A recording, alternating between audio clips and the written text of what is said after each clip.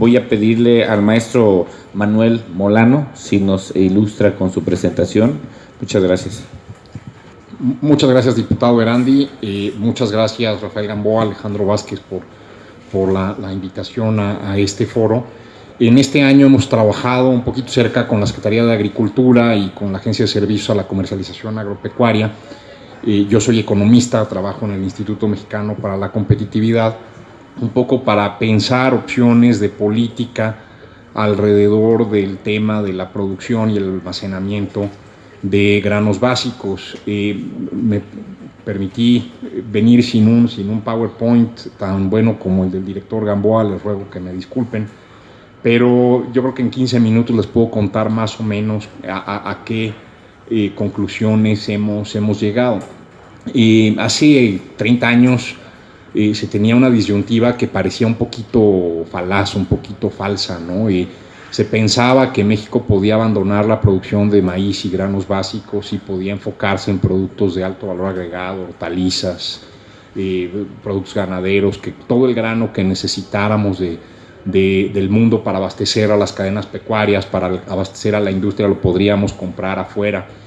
Y en la crisis de precios de 2008-2009 cambió esa percepción, y muchos analistas nos dimos cuenta que si varias naciones relativamente pequeñas, con distintos grados de eficiencia en la producción de granos, decidían usar esos granos para producir algo distinto a comida, para producir combustibles o para cualquier cosa, pues grandes graneleras del mundo, estoy pensando en los maiceros en los Estados Unidos de América y Canadá, estoy pensando en los trigueros rusos, estoy pensando en los mercados de granos de Asia, que tienen su propia dinámica y sus propios productores relativamente grandes, pues iban a tener un poder monopólico sobre el precio de los granos en todo el mundo. Entonces, aunque veamos chiquito el negocio de los granos, aunque pareciera que tendríamos que movernos a otras cosas, si no pesaban suficiente los argumentos culturales alrededor de los granos y el maíz en México, pues creo que hace sentido que México produzca granos.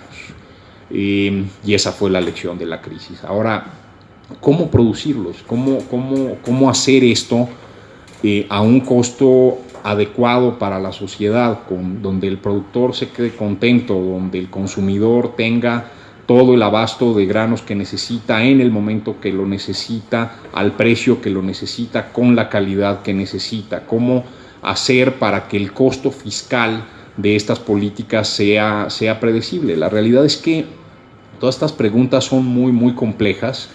Los economistas y los planeadores públicos diseñamos sistemas relativamente complejos y creemos que sabemos qué va a pasar y que vamos a controlar todas las consecuencias no deseadas de los esquemas que diseñamos.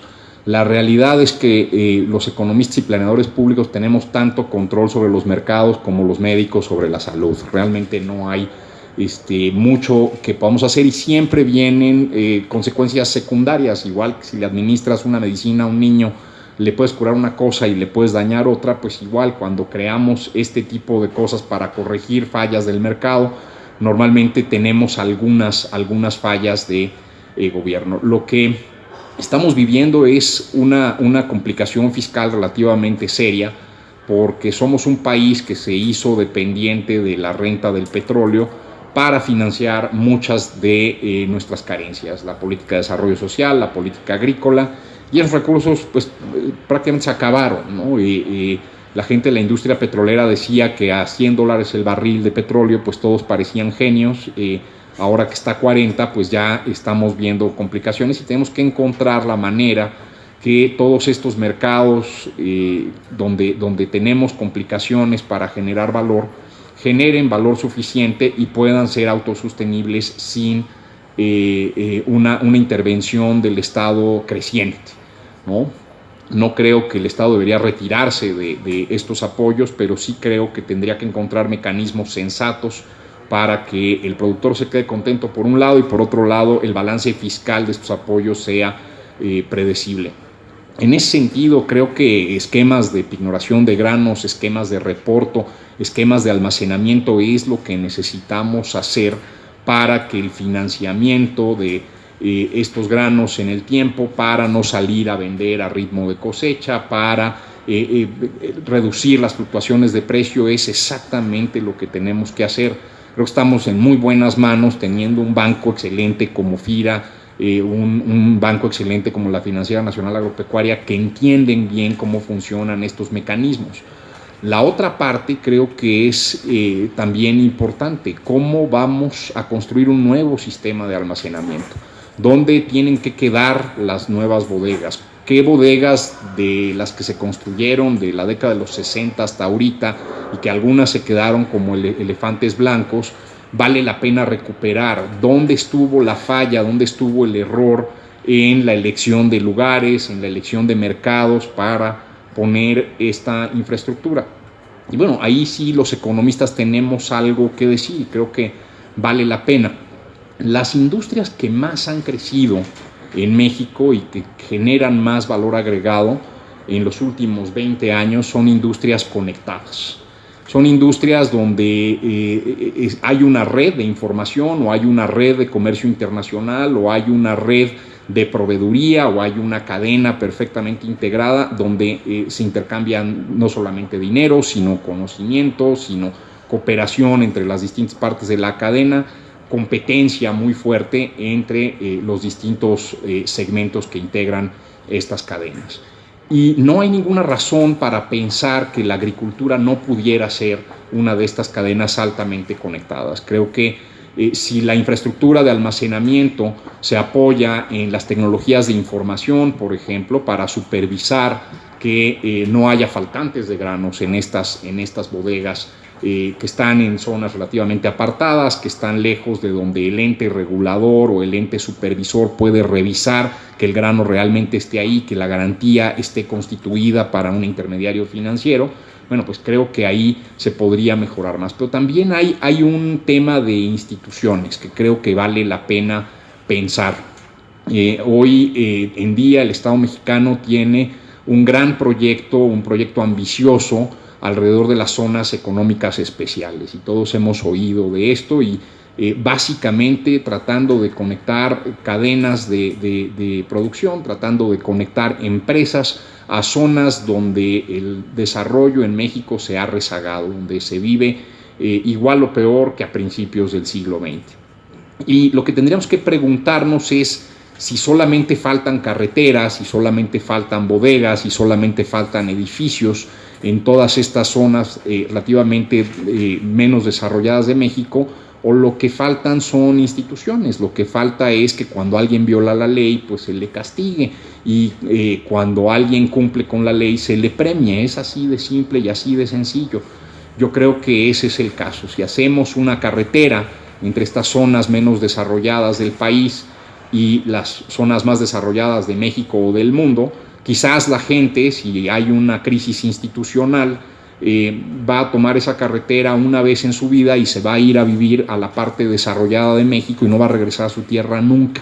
Y eso es lo que hemos vivido en esta parte del México menos desarrollado los últimos 50, 60, 70 años. Una fuga crónica de talento que hace que se agudicen estos problemas institucionales. Entonces, mi única recomendación como economista sería mejorar la productividad en estos granos básicos. Creo que eso es una parte que es clave. No podemos seguir teniendo hectáreas típicas de media tonelada producida.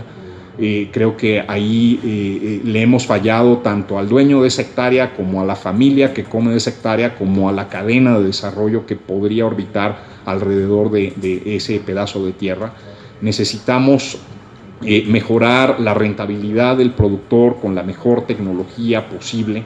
La agricultura puede ser un buen negocio, y puede ser un buen negocio para todos los participantes, especialmente para el participante más pequeño, para el productor que vive en un ejido, que vive relativamente apartado, que no conoce las últimas tecnologías para producir.